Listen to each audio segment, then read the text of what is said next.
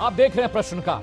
प्रधानमंत्री मोदी ने सोमवार को लोकसभा में वंदे मातरम के 150 साल पूरे होने पर चर्चा की शुरुआत की। इस दौरान पीएम ने कांग्रेस और नेहरू गांधी परिवार पर तीखा हमला बोला। पीएम ने अपनी 1 घंटे के स्पीच में कहा, वंदे मातरम अंग्रेजों को करारा जवाब था। ये नारा आज भी प्रेरणा दे रहा है। आजादी के वक्त महात्मा गांधी को भी ये बहुत पसंद था। उन्हें यह गीत नेशनल एंथम के रूप में दिखता था। पीएम ने कहा, उनके लिए इस गीत की ताकत बड़ी थी। फिर पिछले दशकों में इसके साथ इतना अन्याय क्यों हुआ? वंदे मातरम के साथ विश्वासघात किसने किया? क्यों हुआ? वो कौन सी ताकतें थी जिसकी इच्छा पूज्य बापू की भावनाओं पर भी भारी पड़ी? पीएम मोदी ने 1 घंटे के स्पीच में वंदे मातरम 121 बार, देश 50 बार, भारत 35 बार, अंग्रेज 34 बार, बंगाल 17 बार, कांग्रेस का 13 बार जिक्र किया। उन्होंने वंदे मातरम के रचयिता बंकिम चंद्र चटर्जी का नाम 10 मर्तबा, नेहरू का नाम 7 बार, महात्मा गांधी का नाम 6 बार, मुस्लिम लीग का जिक्र 5 बार, जिन्ना का 3 बार, संविधान का 3 बार, मुसलमान का 2 बार, तुष्टीकरण शब्द का इस्तेमाल 3 बार किया। मोदी ने कहा, मोहम्मद अली जिन्ना ने लखनऊ से 15 अक्टूबर 1936 को वंदे मातरम के खिलाफ नारा बुलंद किया। कांग्रेस के तत्कालीन अध्यक्ष जवाहरलाल नेहरू को अपना सिंहासन डोलता दिखा। पीएम ने कहा कि बजाय इसके कि नेहरू मुस्लिम लीग के आधारहीन बयानों को करारा जवाब देते, उसकी निंदा करते, लेकिन उल्टा हुआ। उन्होंने वंदे मातरम से की पड़ताल शुरू कर दी। नेहरू को अपना सिंहासन डोलता दिखा, इसलिए वो डर गए। मुस्लिम लीग के आधारहीन बयानों का जवाब नहीं दे पाए। सबसे पहले प्रधानमंत्री नरेंद्र मोदी का संसद में दिया बयान सुनिए। देश का दुर्भाग्य कि 26 अक्टूबर को कांग्रेस ने वंदे मातरम पर समझौता कर लिया। वंदे मातरम के टुकड़े करने के फैसले में वंदे मातरम के टुकड़े कर दिए। उस फैसले के पीछे नकाब ये पहना गया, चोला ये पहना गया। ये तो सामाजिक सद्भाव का काम है, लेकिन इतिहास इस बात का गवाह है कि कांग्रेस ने मुस्लिम लीग के सामने घुटने टेक दिए और मुस्लिम लीग के दबाव में किया। और कांग्रेस का ये तुष्टीकरण की राजनीति को साधने का एक तरीका था। तुष्टीकरण की राजनीति के दबाव में कांग्रेस वंदे मातरम के बंटवारे के लिए झुकी। इसलिए कांग्रेस को एक दिन भारत के बंटवारे के लिए झुकना पड़ा। तो प्रधानमंत्री नरेंद्र मोदी के बयान के बाद विपक्ष का बयान आया, कांग्रेस का बयान आया। जरा सुनिए कि प्रियंका गांधी ने क्या कहा। महोदय, कि आज मोदी जी वह प्रधानमंत्री नहीं रहे जो एक समय में थे।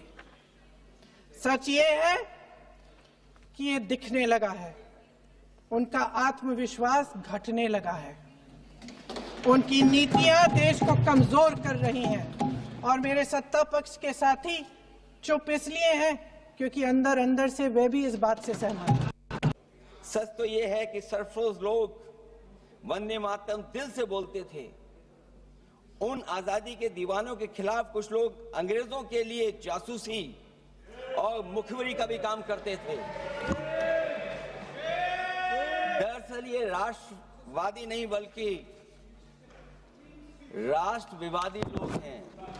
अगर आपको लगता है कि वंदे मातरम के साथ कांग्रेस पार्टी ने उसको दुर्बल करने की एक साजिश की, तो मैं पूछना चाहता हूं कि आपने जब वंदे मातरम का जो मूल उद्देश्य था कि अंग्रेज और भारत छोड़ो, तो उस भारत छोड़ो के आंदोलन में आप लोग कहां थे?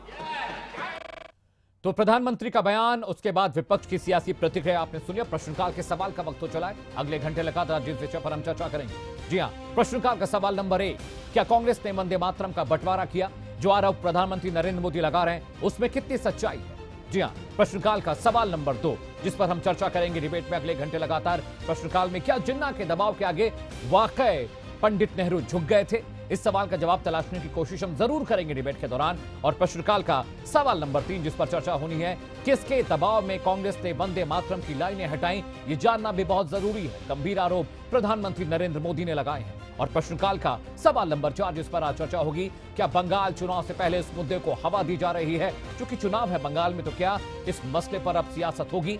जी हां, प्रश्नकाल का सवाल नंबर 5 जिस पर अगले घंटे लगातार चर्चा होने वाली है, क्या सरकार वंदे मातरम से हटाई गई लाइनों को दोबारा जोड़ेगी या सिर्फ एक सियासी उठापटक है? संसद में पीएम ने जो कुछ कहा, क्या उसके बाद हटाई गई लाइनों को दोबारा सरकार जोड़ेगी? और क्या बंगाल से इसका कनेक्शन क्या है, चुनाव से कनेक्शन क्या है, वो भी आपसे बताएंगे। एक बड़ा पैनल हमारे साथ जुड़ रहा है। स्वागत कीजिए आर के मिश्रा जी का, प्रवक्ता हैं भारतीय जनता पार्टी के। मिश्रा जी, बहुत बहुत स्वागत है प्रश्नकाल में आपका। डॉक्टर राम पांडे मेरे साथ हैं, प्रवक्ता हैं कांग्रेस पार्टी के, उनका भी बहुत बहुत स्वागत है। पूजा मिश्रा जी मेरे साथ जुड़ रही हैं, प्रवक्ता हैं समाजवादी पार्टी की। पूजा जी, आपका भी बहुत बहुत स्वागत है। फहरत अली खान साहब आपको तस्वीरों में दिख रहे हैं, इज अ मुस्लिम स्कॉलर, इनका भी बहुत बहुत स्वागत है। फरत भाई, बहुत दिनों के बाद डिबेट में मुलाकात हुई, बहुत बहुत स्वागत है। सबसे पहला सवाल मैं कांग्रेस के प्रवक्ता डॉक्टर राम पांडे से करूंगा। डॉक्टर राम पांडे, प्रधानमंत्री नरेंद्र मोदी ने आज जो संसद में स्पीच दी 1 घंटे की 60 मिनट की, उस स्पीच का मजमून मुलम्मा यही था कि वंदे मातरम की लाइनें नेहरू जी ने जिन्ना के दबाव में तुष्टीकरण के चलते कुछ लोगों को प्लीज करने के लिए हटा दी। इस पर आपकी प्रतिक्रिया डॉक्टर राम पांडे? प्रतिक्रिया तो सिंपल सी है, सारा देश जानता है कि नरेंद्र मोदी जी झूठ ही बोलते हैं, उसके अलावा कुछ नहीं करते। यहाँ जितने लोग बैठे हैं वो भी सब अच्छी तरह से जानते हैं। वो गुरु गोरखनाथ और कबीरदास, तुलसीदास, सबको एक साथ बैठा देते हैं वो लोग। तो अमित शाह, मोदी जी भारतीय जनता पार्टी के नेता इसमें एक्सपर्ट है। और सबसे बड़ी बात देखिए, हम जितने भी लोग अभी यहाँ चर्चा में हैं, शायद किसी का भी जन्म उस समय नहीं हुआ था। और चर्चा के बाद इसमें सही या गलत पाया जाएगा तो क्या हम नेताजी सुभाष चंद्र बोस, पंडित जवाहरलाल नेहरू, सरदार वल्लभ भाई पटेल, महात्मा गांधी से बुलाकर चर्चा करेंगे या भारतीय जनता पार्टी के लोग उनसे जाकर चर्चा करेंगे? मतलब 10 घंटे संसद में चर्चा हुई और देश में पूरी चर्चा चलेगी, लेकिन उसका मतलब कुछ नहीं निकलेगा। मतलब यही है कि पिछली बार नरेंद्र मोदी जी ने जब बंगाल में चुनाव थे तो बहुत लंबी दाढ़ी रखी थी बंगालियों को प्रभावित करने के लिए, लेकिन वो लंबी दाढ़ी रविन्द्रनाथ टैगोर स्टाइल में नरेंद्र मोदी जी ने बंगाल के लोगों को धोखा देने के लिए रखी थी, तो वो काम नहीं आई। और जैसे ही चुनाव खत्म हुआ, नरेंद्र मोदी जी की दाढ़ी मूछ सब कट के पता नहीं कहाँ उन्होंने फेंक दी।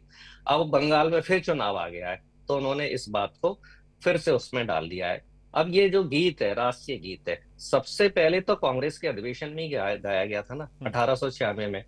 2000 उसमें 1925 में जब आरएसएस बनी थी, और आज तक आरएसएस के अधिवेशन में क्यों नहीं गाया जाता है?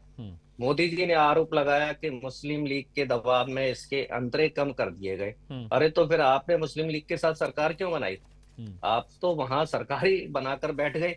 और नेताजी सुभाष चंद्र बोस ने तो कहा था वो लोग गद्दार हैं जो आजादी के आंदोलन में साथ नहीं दे रहे हैं। तो ये भारतीय जनता पार्टी के तो जितने भी लोग हैं गद्दार साबित कर दिए। नेहरू जी ने नहीं, नेताजी सुभाष चंद्र बोस ने।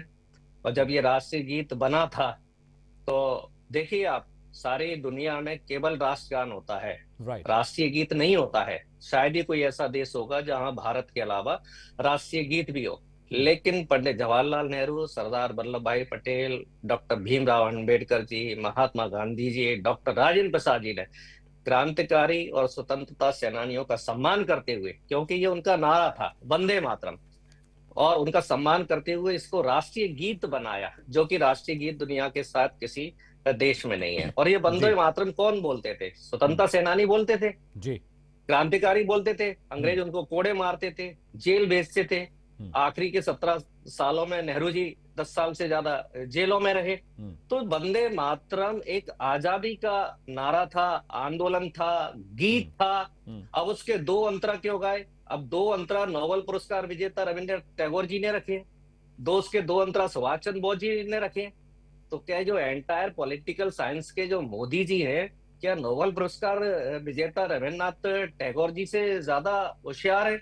या जो उस समय के आईएएस की रैंक रखते थे नेताजी सुभाष चंद्र बोस, उससे ज्यादा होशियार है? या सरदार पटेल जो विदेश में अपनी वकीलात पढ़कर आए थे, क्या ये लोग उनसे ज्यादा होशियार हैं?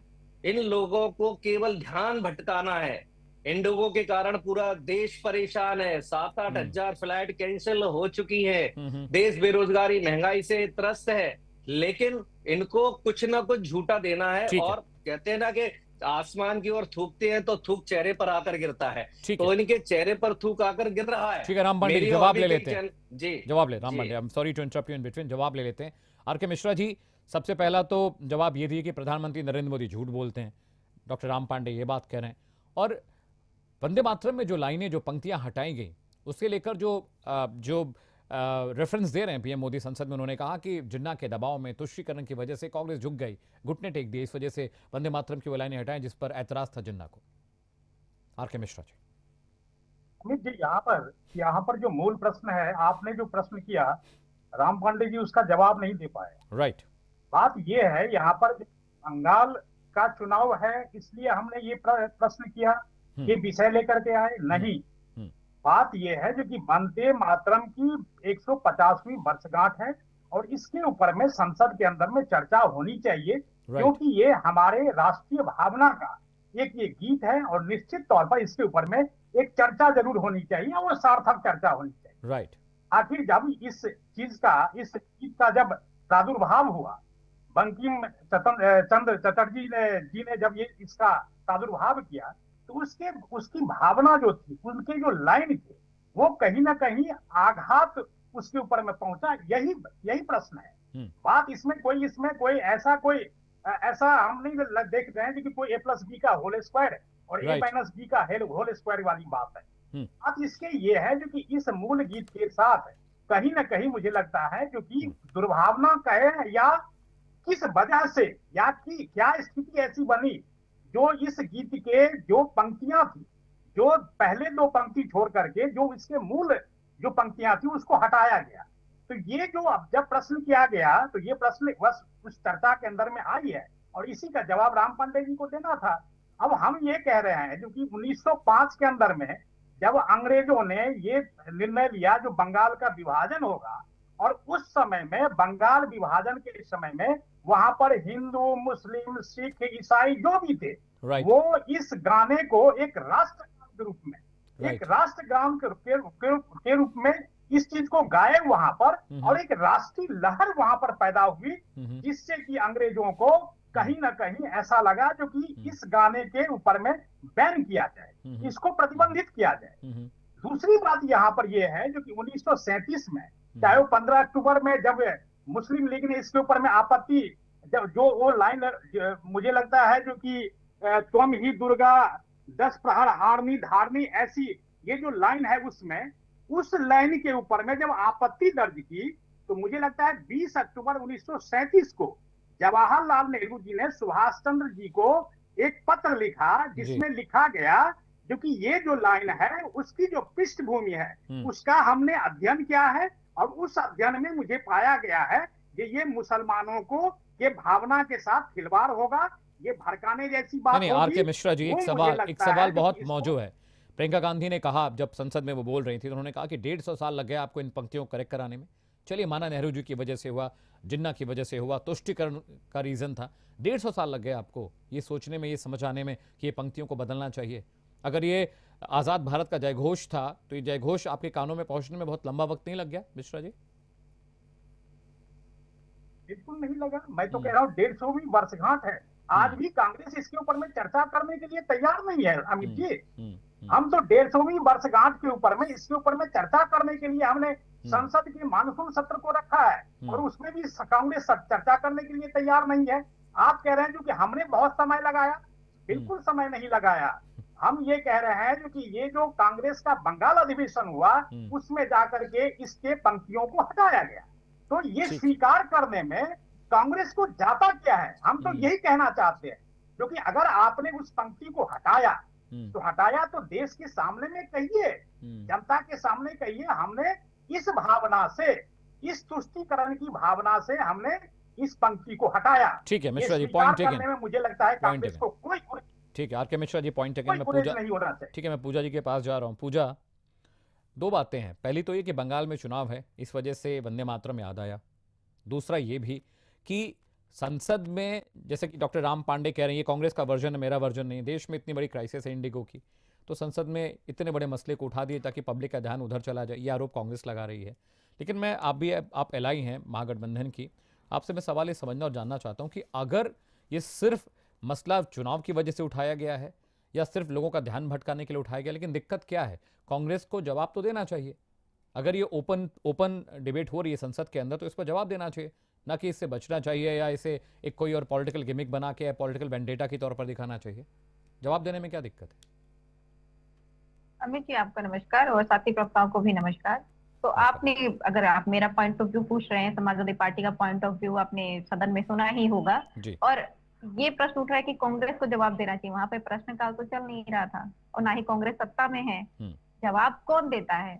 प्रश्नकाल में पूछा गया, 0 आवर में पूछा गया, या फिर जो समस्याएं चल रही हैं सदन के कार्यकाल में पूछा गया, उसका जवाब सत्ता पक्ष देता है। पहली बात तो ये जिन्ना का जो बार बार नाम लेकर के भाजपा वाले बात करते हैं, मुझे लगता है उसको बंद कर देना चाहिए। उनकी डेथ 11 सितंबर 1948 को हो गई थी, आपको पता होगा। और जो वंदे मातरम गीत है उसके जिस स्टेजा की हम बात कर रहे हैं वो 24 जनवरी 1950, जब 26 जनवरी 1950 को हमारा संविधान लागू हुआ था, उससे पहले उसको एक्सेप्टेंस मिली हुई थी। और आपने अभी कहा ना कि जो है इन्होंने ये टर्म यूज किया ना कि उसमें जो लाइन है कि तुम दुर्गा दाइनीनो, तो तुम नव दुर्गा, तो उसमें आपको पता है कि उसके जो नेक्स्ट स्टेंजास आते हैं अमित जी, उसमें ये टर्म है। अगर आज डॉक्टर पूजा मिश्रा है और अगर उनको कोई ऐसा सेंटेंस मिलता है जिसमें जो है अल्लाह की इबादत रहेगी, तो हम भाई मैं अल्लाह का सम्मान करती हूँ, हर धर्म का सम्मान करती हूँ, पर इसका मतलब नहीं है कि मैं उसको गाऊं, वो मुझसे नहीं होगा। तो अगर संविधान निर्माता जो लोग रहे, जो कमेटी के मेंबर है, क्या आप उनके जो है विवेक पे प्रश्न उठा रहे हैं? ये ऐसा भी नहीं है कि संविधान लागू होने के बाद में वो इंक्लूड किया गया, ऐसा भी नहीं है। जब पहला प्रारूप आया था संविधान का जो 26 जनवरी 1950, वो आप सोचिए कि हमारे संविधान निर्माता ने कितना ध्यान रखा हुआ था। 1930 को हम 26 जनवरी एज ए इंडिपेंडेंस डे मनाने लगे थे, इसीलिए संविधान दिवस जो है 26 जनवरी को लागू किया गया, ताकि जो है इसका महत्व बना रहे। हम रिपब्लिक डे के तरीके से उसको सेलिब्रेट करते हैं। वैसे ही क्योंकि हमारे जो आजादी के दीवाने थे उन्होंने वंदे मातरम गा करके लड़ाइयां लड़ी थी और अंग्रेजों को इससे खौफ हुआ था, इसलिए उसको गीत को, क्योंकि वो राष्ट्रगान नहीं हो सकता, उसको राष्ट्रगीत करके उसको वहां पे मेंशन किया गया। और कॉन्स्टिट्यूशन का जो फंडामेंटल ड्यूटीज है, जो आर्टिकल नंबर 51A है, वो कहता है कि हर नागरिक को राष्ट्रीय गीत गाना, राष्ट्रगान गाना, national anthem, I will go for the English, national anthem और नेशनल सॉन्ग मेंशन नहीं किया गया फंडामेंटल एंथम मेंशन है। अगर फंडामेंटल ड्यूटीज में नेशनल सॉन्ग मेंशन होता तो डिबेट का कोई मसला भी होता।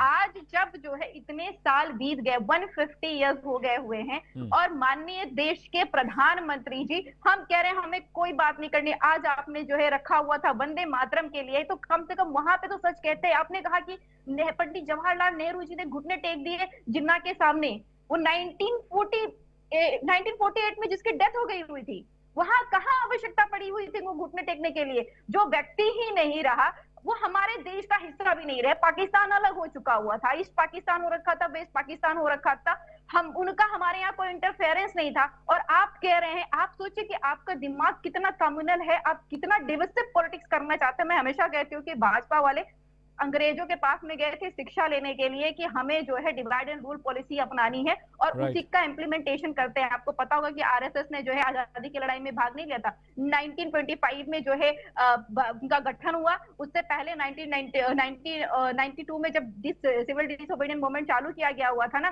तो उसमें हरिद्वार जी ने थोड़ा सा पार्टिसिपेशन किया था। उसके बाद उनको पता चल गया कि नहीं, हम लड़ाई नहीं लड़ सकते हैं, हमसे जो है देश की आजादी की लड़ाई नहीं लड़ी जाएगी। तो उन्होंने जो है आरएसएस का गठन कर लिया जो है 1955 में, और उसके बाद में चाहे वो क्विट इंडिया मूवमेंट रहा हो, उसके बाद में जितनी भी लड़ाइयां जो है लड़ी गई आजादी के लिए, उसमें आरएसएस का कोई योगदान नहीं रहा। और आपको भी पता होगा कि सिंध प्रांत में जब तो भाजपा थी नहीं, हिंदू महासभा थी, उन्हीं के लोग जो भी कल्पित होकर के आए हुए ने यहाँ पे, तो वो हिंदू महासभा ने सिंध प्रांत में यही मुस्लिम लीग के साथ में मिलकर के सरकार बनाई थी। इनकी तो प्रवृत्ति ही वही हो रखी हुई है कि हमें सरकार बनानी है, वो चाहे किसके साथ भी मिलकर के कहीं पे करके करना पड़े। और मैं तो कहती हूँ कि महाराष्ट्र में इनकी सरकार है, नहीं अमित जी ये लेकर के जाइएगा, महाराष्ट्र में इनकी सरकार है, विधानसभा भवन में ये प्रॉपर पास हुआ है वहां पे कि वहां पे जो मुस्लिम विधायक है, चाहे वो सत्ता पक्ष हो चाहे विपक्ष हो, कोई भी हो, जब राष्ट्रगीत गाया जाएगा वो चुप रहेंगे, सम्मान में बस खड़े रहेंगे। तो वहां पे जाकर के इनकी दूसरी बार सरकार आ गई हुई है, जहां जहां इनकी सरकार है वहां पे मैंडेटरी कर देना, ये बैठ करके डिबेट ही खत्म हो जाएगी। हम सब सम्मान करते हैं, सम्मान करना अलग चीज होती है और सम्मान करने के उसको जो है इम्पोज करना जबरदस्ती वो अलग चीज होती है। जो एक्शन है वो डिफरेंट। ठीक है Pooja ji, stay with me. Farad Ali Khan sahab के पास जाऊं। फरद भाई, क्या ये सच में मैटर करता है कि वंदे मातरम की कुछ लाइनें, चंद जो लाइनें हटा दी गई, क्या उससे आइडेंटिटी मुसलमानों की है? क्या ये देश उतना मुसलमानों का नहीं जितना हिंदुओं का है? सिर्फ वंदे मातरम की लाइनें हटा दी गई तो क्या जो मुस्लिम है उसको इस देश से अब मोहब्बत नहीं रही क्या? देखें, ऐसा है कि जो बातें अभी मेरे विद्वान साथियों ने बोली वो मैंने सुनी और मुझे सच्चाई का साथ देना है, सच बोलना है। वो किसी को भी बुरा लग सकता है और किसी को भी अच्छा लग सकता है जी। मैं आपको बताता चलूं कि वंदे मातरम का मतलब होता है माँ तुझे सलाम। अब हम लोग जो हैं वो एक तस्वीर बना के उसकी हम मानते हैं कि भारत माँ है, हम इसको सलाम कर रहे हैं, तो हमारे मजहब में ऐसी इजाजत नहीं है। लेकिन मैं कहता हूँ कि जिस मुल्क में रहो उस मुल्क का एहतराम करो और उस मुल्क के जो कानून हैं, जो वहाँ की परंपराएं हैं, उनका भी पालन करो। इससे इस्लाम को, इससे मुसलमान को या इससे इंसानियत को कोई नुकसान नहीं पहुंचता। इससे मोहब्बतें बढ़ती हैं, प्यार बढ़ता है। मैं तो कहता हूं कि जिस सरजमीन पर मैं रहता हूं उस पर मैं सजदे करता हूं। मैंने कभी मदीना या मक्का नहीं देखा, देखूंगा अगर जिंदा आके रही, मेरी ख्वाहिश है। लेकिन मैं मानता हूं कि मैंने जिस मिट्टी पे सजदा कर लिया, क्योंकि हम इस स्पेस में सजदा नहीं कर रहे, खला में नहीं कर रहे सजदा, हम इस जमीन की मिट्टी पे सजदा कर रहे हैं। तो ये मिट्टी मेरे लिए जो है वो मक्के और मदीने की मिट्टी से ज्यादा पावन है, क्योंकि मेरा अल्लाह इसी मिट्टी से मेरी दुआ ले रहा है, इसी मिट्टी पे मेरी इबादत कबूल कर रहा है। तो मैं इसी मिट्टी को सलाम करता हूँ, ऐसी धरती को सलाम करता हूँ। और मैं एक कभी कभी ये बात कह देता हूँ, लोगों को बहुत बुरा लग जाता है कि जो हमारी पार्टी के लोग दूसरी पार्टी के लोग बैठे हैं, लिल्ला हम हमारे ऊपर करम करिए, हम बड़े गरीब हैं, हमने बाबर, हुमायूं और अभी जो मसला चला था शाहजहां, औरंगजेब को उठा के पाकिस्तान में फेंक दिया। हमारा इनसे कोई लेना देना नहीं है। हमारे जो पुरोधा थे, जैसे अबुल कलाम आजाद थे, जैसे हमारे गुलाम नबी आजाद थे, जैसे हमारे अन्य लोग हैं, वो हमारे अपने हैं। एपीजे कलाम हमारे अपने हैं। तो अब हम लोग जो है, क्या होता है कि सारी पॉलिटिकल पार्टियां हम पर नजर रखती हैं और हम उसमें उनके बहकावे में आ जाते हैं, आक्रोश में आ जाते हैं, हमें आंदोलनकारी समझ लिया जाता है, हमें विरोधी समझ लिया जाता है। तो जहां हम सलाम से नमस्कार पे आ गए, अमित जी बड़ी अच्छी बात मैं आपके सामने कहूं, पहले हम सलाम करते थे, जब से ये सरकारें आई तो उन्होंने कहा नमस्कार करोगे, क्योंकि आपका मुझे अमित जी का एहतराम करना है, मिश्रा जी का एहतराम करना है और पूजा जी का, तो मैं उनको नमस्कार करूंगा। भाई सलाम क्यों करूं, सलाम से बुरा मानते हैं। जैसे अभी बाबरी मस्जिद वहां पर तामीर कर रहे हैं, अरे जिस बाबर को उठा के मुसलमानों ने पाकिस्तान में फेंक दिया, उनका इतिहास है, तो यहाँ बाबरी नाम की कोई चीज नहीं होगी। और मैं कहता हूं, मैं बोलता हूं आपके चैनल के माध्यम से, चैनल के जरिए, वंदे मातरम, वंदे मातरम, भारत माता की जय। ये मुझे अजीज है, जब तक अजीज है, जब तक मैं जिंदा हूं, मेरी आखिरी सांस तक मेरे माथे पे इसी मिट्टी की खाक लगेगी। ठीक है फरद भाई, हर स्कॉलर अगर आप जैसी बातें करने लगे तो मुझे लगता है कि आधी लड़ाई तो ऐसे ही खत्म हो जाएगी। ब्रेक के लिए मैं जा रहा हूं प्रश्नकाल में, लेकिन ब्रेक के बाद जब वापस लौटूंगा तो ये पैनल मेरे साथ होगा, मिश्रा जी मेरे साथ होंगे, डॉक्टर राम पांडे होंगे, डॉक्टर पूजा मिश्रा मेरे साथ होंगे, फरद अली खान मेरे साथ होंगे। इनसे मैं पूछने और जानने की कोशिश करूंगा क्या बंगाल में चुनाव है, इसीलिए प्रधानमंत्री ने पहले ये नैरेटिव 1.5 साल के मौके पर कहा। अयोध्या से भी एक मैसेज आया और अब संसद में इस पर चर्चा हो रही है। नेहरू निशाना है, बंगाल में चुनाव बहाना है। छोटा सा ब्रेक प्रश्नकाल में ले रहे हैं, लेकिन प्रश्नों का सिलसिला लगातार जारी है। लौट रहे हैं, कहीं जाइएगा। ब्रेक के बाद आपका स्वागत है। आप देख रहे हैं प्रश्नकाल। बड़ा पैनल मेरे साथ है। पूजा मिश्रा जी हैं, समाजवादी पार्टी की प्रवक्ता हैं। फरहत अली खान साहब हैं, मुस्लिम स्कॉलर हैं। आर.के. मिश्रा जी मेरे साथ हैं, प्रवक्ता हैं बीजेपी के। डॉक्टर राम पांडे मेरे साथ हैं, कांग्रेस का पक्ष रख रहे हैं। अब सवाल बनता है बीजेपी से। आर.के. मिश्रा जी, मुझे ये बताइए, पश्चिम बंगाल में जो पिछला विधानसभा चुनाव था, एड़ी चोटी का जोर लगा लिया, लेकिन आप सत्ता में नहीं आए, लेकिन नंबर्स आपके बहुत ज्यादा बढ़े। जो आपकी सीटें आई पश्चिम बंगाल में बीजेपी की, वो ये बताती हैं कि जो मेहनत और जो पसीना आपने बहाया वो दिखाई भी दिया। इस बार क्या पश्चिम बंगाल के लोग खुद ही, ममता बनर्जी खुद ही परहेज कर रही हैं वंदे मातरम से? तो क्या बीजेपी को ये लगता है कि ये टूल काम कर जाएगा और इसीलिए इस पर अब चर्चा, परिचर्चा, बहस अब शुरू हो गई है? मीडिया तो कर ही रहा है, संसद में भी हो गई।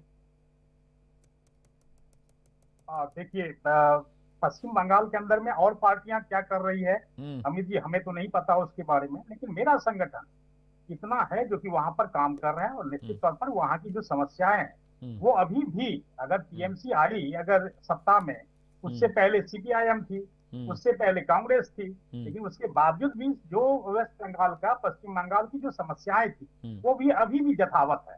हमने ये सीपीआईएम का दौर ये जरूर देखा है कि वहां पर जो इंडस्ट्रियां, जो वहां पर उद्योग जो था वहां पर फिर भी था, लेकिन टीएमसी के कार्यकाल में हमने देखा वहां पर उद्योग बिल्कुल खत्म हो गया।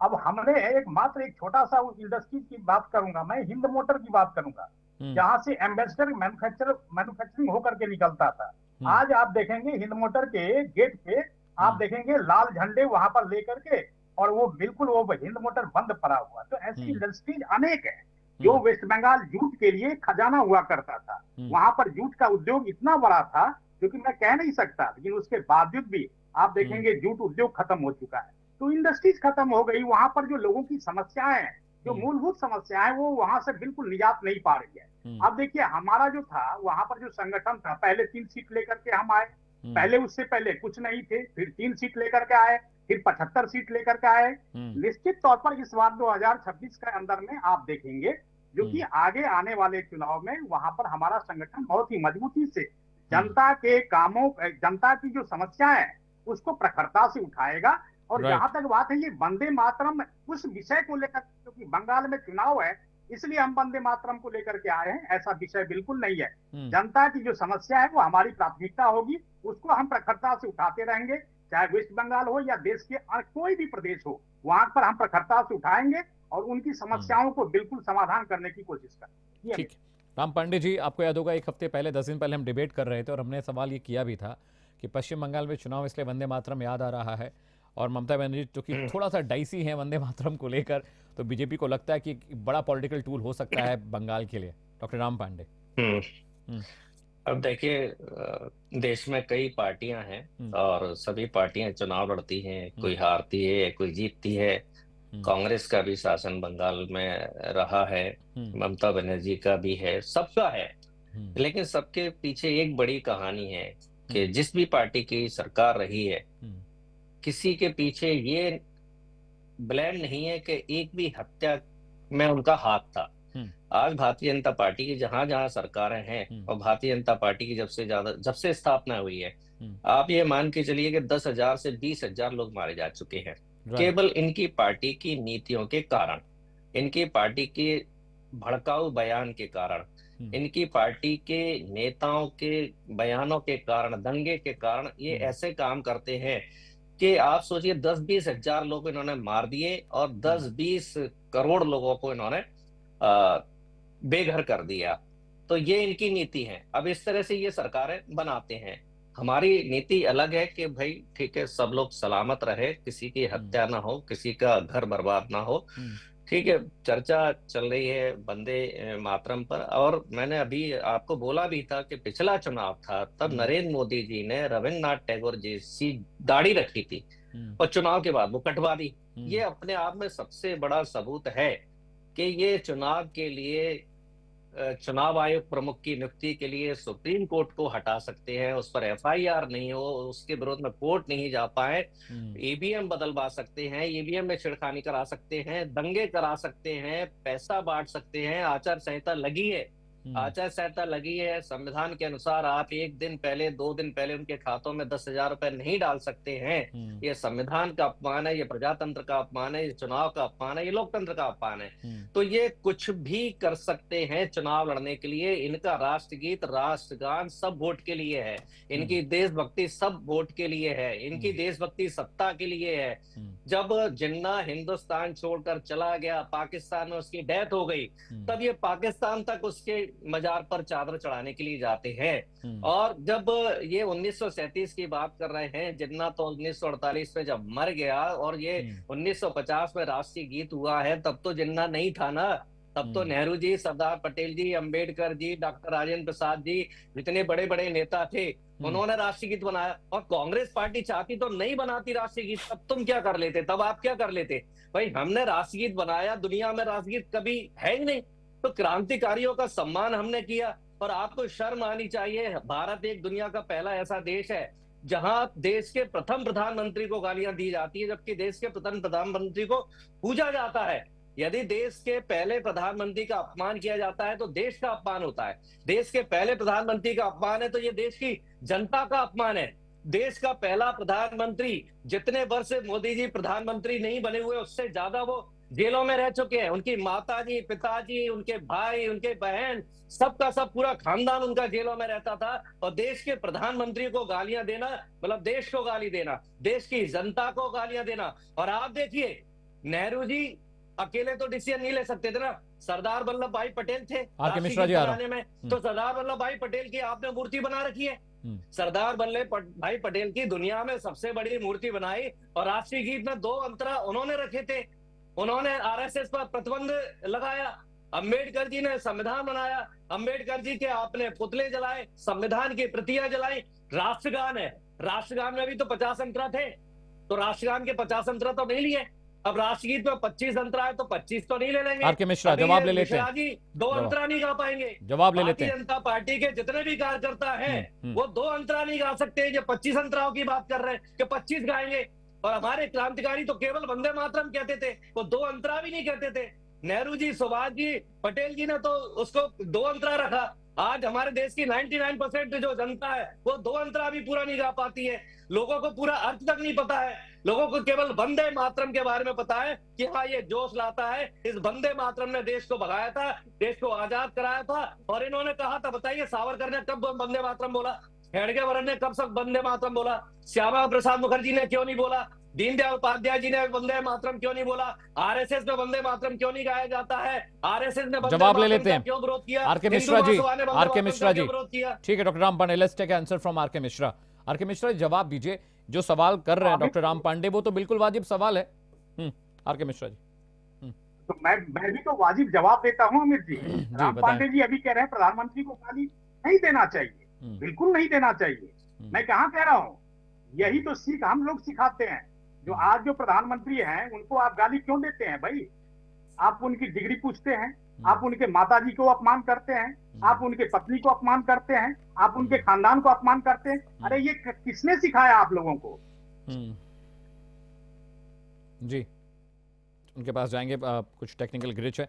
पूजा मिश्रा, प्रधानमंत्री होता है, चाहे वो प्रथम हो, चाहे द्वितीय हो, चाहे तृतीय हो, सम्मान सभी का होना चाहिए। अब राम पांडे कह रहे हैं कि प्रधानमंत्री जो नेहरू जी थे, पंडित जी थे, उनका सम्मान नहीं होता है, और बीजेपी ये कहती है भाई तो फिर प्रधानमंत्री नरेंद्र मोदी का भी सम्मान नहीं हो रहा है। पूजा मिश्रा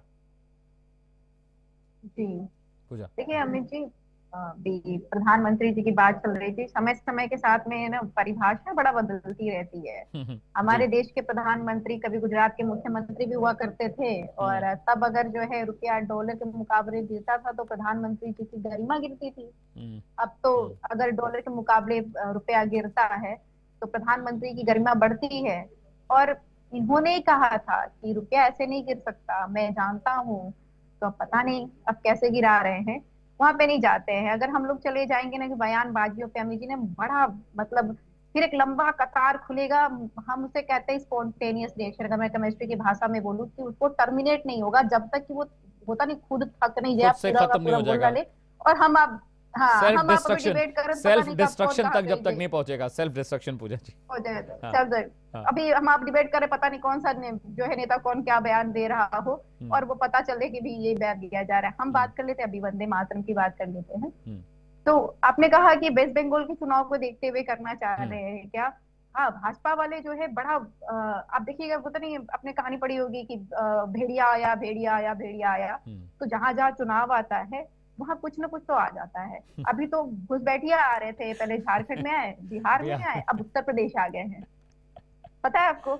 अब वेस्ट बंगाल में भी आ रहे थे, पर दिक्कत क्या हो गई ना, वहां उल्टा पड़ गया दांव। क्योंकि 2011 में बनी ममता बनर्जी जी की सरकार, तब इनके साथ में थी वो। उसके बाद में 2014 में बन गई इनकी सरकार।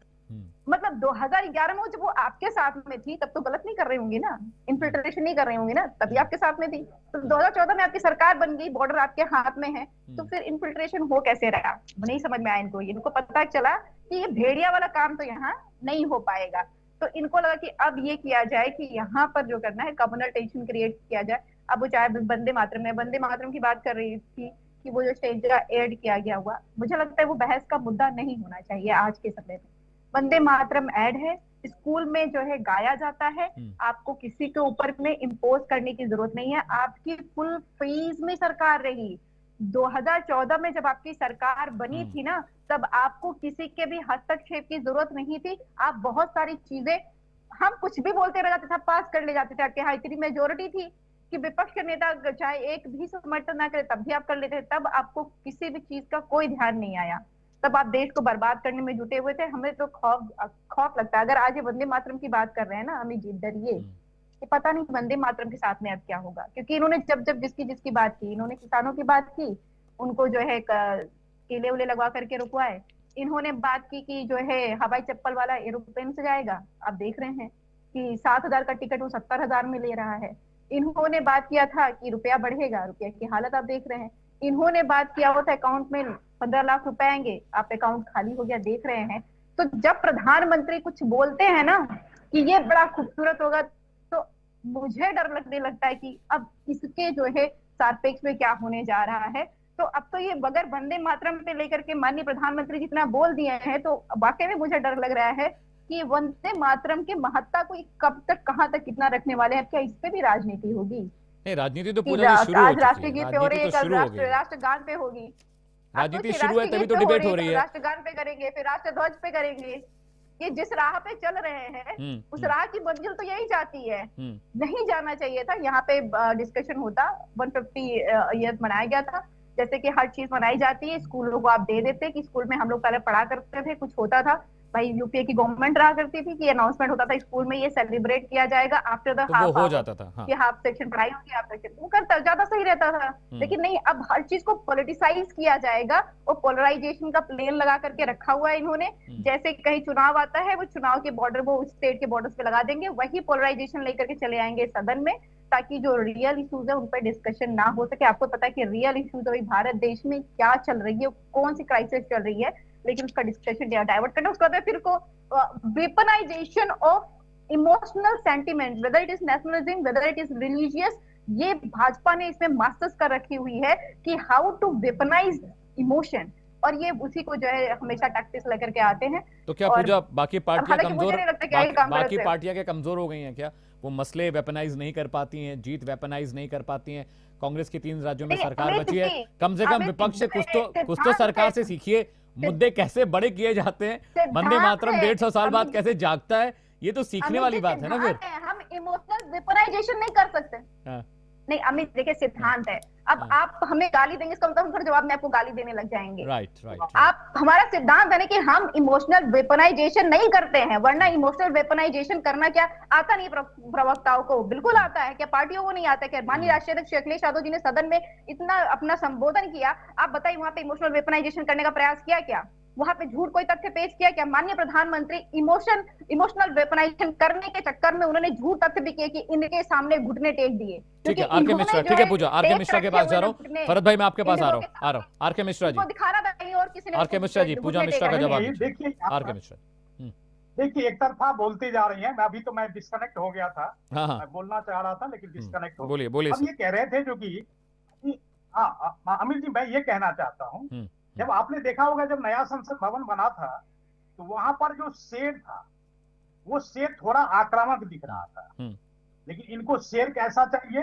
क्योंकि विपक्षी दलों ने क्या कहा, इनको बिल्ली जैसा शेर चाहिए। मतलब संसद के ऊपर में जो शेर होगा वो बिल्ली जैसा होगा, क्योंकि ज्यादा आक्रामक दिख रहा था। ये मुद्दा तो ये लोग लेकर के आते हैं, जो सही मुद्दे होते हैं वो संसद में आप लोग डिस्कस करते कहाँ हैं? जब आपको सही मुद्दे डिस्कस करने की बात होती है आप वॉकआउट कर देते हैं संसद के अंदर से।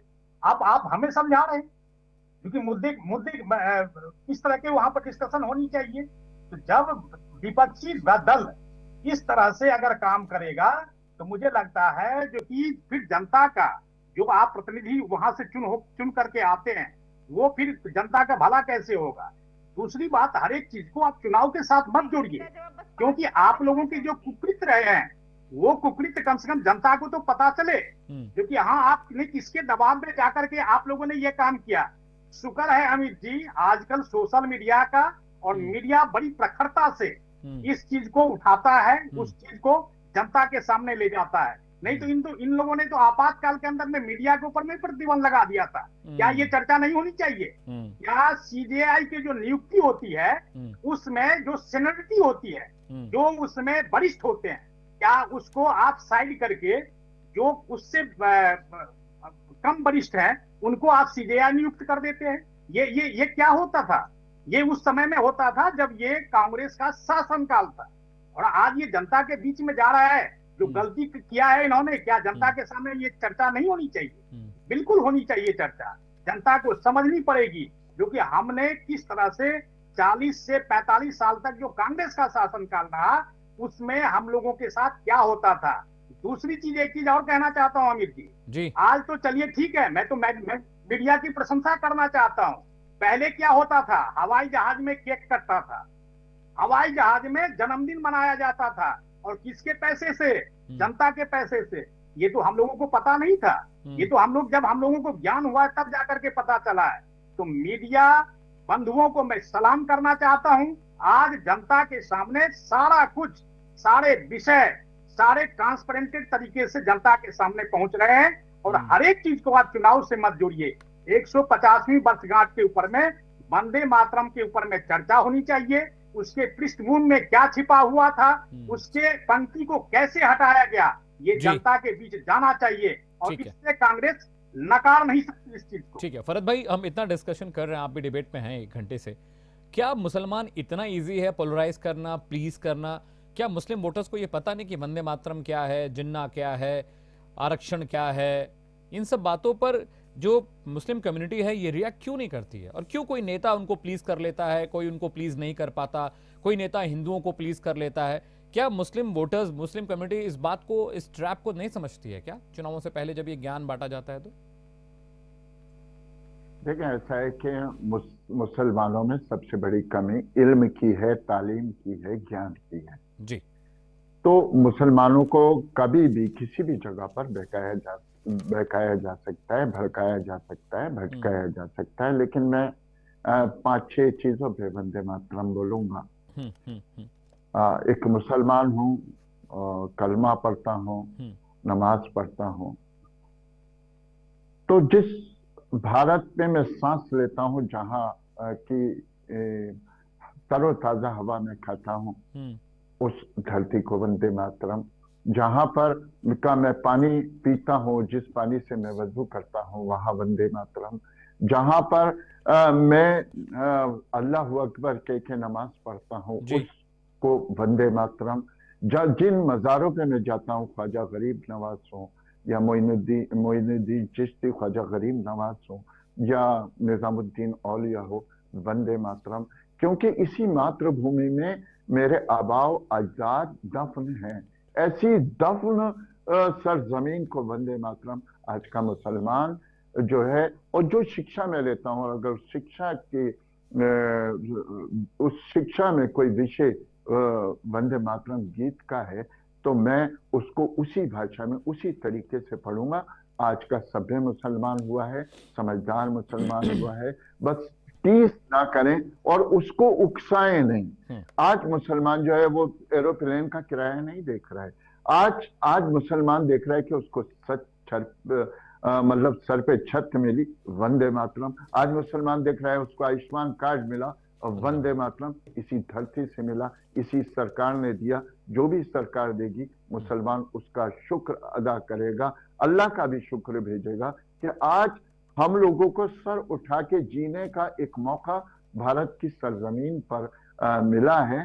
तो कहीं पर भी हमें सर उठाने का मौका कब मिलता है? चाइना ले लो या अन्य देश ले लो, कहीं पर भी, यहाँ तक कि जो पाकिस्तान है वहां पर महाजिर कह दिया जाता है, जो भारत से जाते हैं उनको सर उठाने का मौका नहीं मिलता। तो जहां आजादी से हमें नमाज पढ़ने का, इबादत करने का मौका मिलता है, वहां की जमीन को वंदे मातरम। तो मैं आपके माध्यम से एक बात कहना चाहूंगा, एक शेर कह दूं कि रोशनी का कुछ न कुछ इम्कान होना चाहिए, रोशनी का कुछ न कुछ इम्कान होना चाहिए। बंद कमरे में भी रोशनदान होना चाहिए। हिंदू मुस्लिम आपके माथे हिंदू मुस्लिम आपके माथे मानो चाहे जो भी हो, आपके सीने में हिंदुस्तान होना चाहिए, हिंदुस्तान होना चाहिए। बहुत बहुत शुक्रिया आप तमाम मेहमानों का। फरज साहब, thank you so much for this, जो आपने ये शेर पढ़ा उसके लिए बहुत बहुत शुक्रिया। पूजा मिश्रा आपका भी बहुत बहुत शुक्रिया। डॉक्टर राम पांडे आपका बहुत बहुत शुक्रिया। आर.के. मिश्रा साहब बीजेपी के प्रवक्ता थे, उनका भी बहुत बहुत शुक्रिया। देखिए, वंदे मातरम सिर्फ एक जयघोष नहीं, हिंदुस्तान की आत्मा है, उसके रग रग में है, या यूँ कहें हिंदुस्तान का डीएनए है। डीएनए और आत्मा के साथ खिलवाड़ ना हो तो बेहतर है। डार्विन कहते हैं डीएनए से छेड़छाड़ हुई तो चीजें खराब, बेकार, बर्बाद हो जाती हैं। रुक रहे छोटे से ब्रेक के लिए, लेकिन प्रश्नकाल के बाद भी